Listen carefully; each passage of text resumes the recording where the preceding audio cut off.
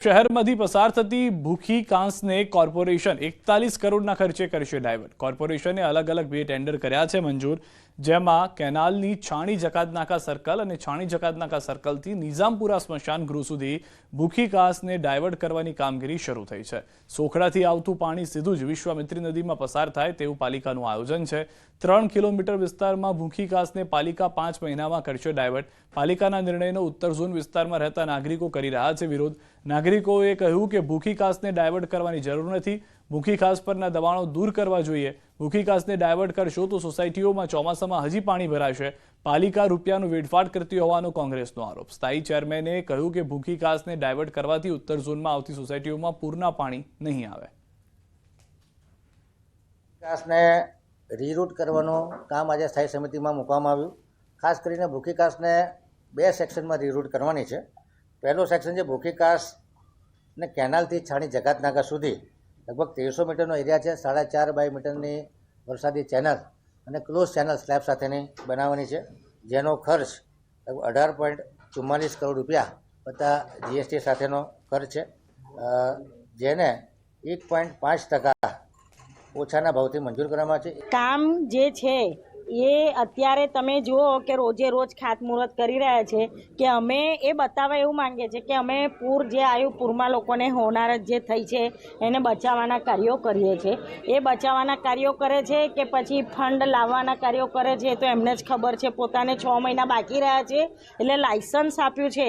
આ વડોદરા શહેરની જનતાએ સત્તા પક્ષના લોકોને લાયસન્સ આપ્યું છે લૂંટવાનું। 7 વર્ષમાં 3 વખત પાણી આવ્યું છે અને આ વખત તો પાણી એટલું આવ્યું કે અમે જાણે પેલા એના શિકારામાં રહેતા હોય, કાશ્મીરના શિકારામાં રહેતા હોય એવું ઘરનું વાતાવરણ હતું। કોઈ પાણીનું પણ પૂછવા આવ્યું નથી અમારા ઘરમાં, કારણ કે અમારા ગેટ આગળ ડૂબી જવાય એટલું પાણી હતું। 2-3 મહિના પછી ચોમાસું આવશે ત્યારે આ બધા રહીશોનું શું થશે એવું અત્યારથી મનમાં ડર લાગે કે આ લોકોએ જે બાંધકામ કરી દીધું ગેરકાયદે અને કાંસ નાનો કરતા ગયા, હવે એ કાંસ મોટો કરવાનું પેપરમાં આવે છે, પણ મને કોઈ ભરોસો લાગતો નથી કે ચોમાસા પહેલા આમાંથી કશું જ કામ થાય।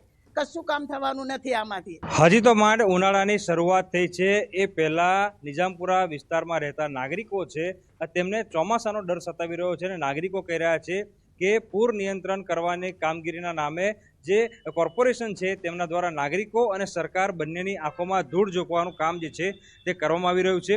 અત્યારે તમે આ જે દ્રશ્યો જોઈ રહ્યા છો તે આ કાંસના દ્રશ્યો છે, ભૂખી કાંસ છે અને ભૂખી કાંસને ડાયવર્ટ કરવાની વાત જે છે તે કોર્પોરેશન દ્વારા કરવામાં આવી રહી છે, પરંતુ નાગરિકોનું સ્પષ્ટ કહેવું છે કે અલગ અલગ અખતરા કર્યા વિના આ કાંસ ઉપર જ્યાં જ્યાં દબાણો કરવામાં આવ્યા છે એ દબાણો જો દૂર કરી દેવામાં આવે અને કાંસની સાફ સફાઈ જો કરવામાં આવે તો અહીંયા જે પાણી ભરાવાની સમસ્યા જે છે તેનું નિરાકરણ આવી શકે છે। પરંતુ જે કોર્પોરેશન છે તે નાગરિકોની વાતને માનવા તૈયાર નથી, એના કારણે નાગરિકો જે છે તે કોર્પોરેશનની કામગીરી સામે નારાજ જોવા મળી રહ્યા છે। અને દબાણો પણ બતાવીશું કે જોઈ શકાય છે કે કોર્પોરેશનના નાક નીચે જ આ જે બિલ્ડર છે તેના દ્વારા આ જે ભૂખી કાંસ છે તેના પર દબાણ જે છે તે કરવામાં આવ્યું છે।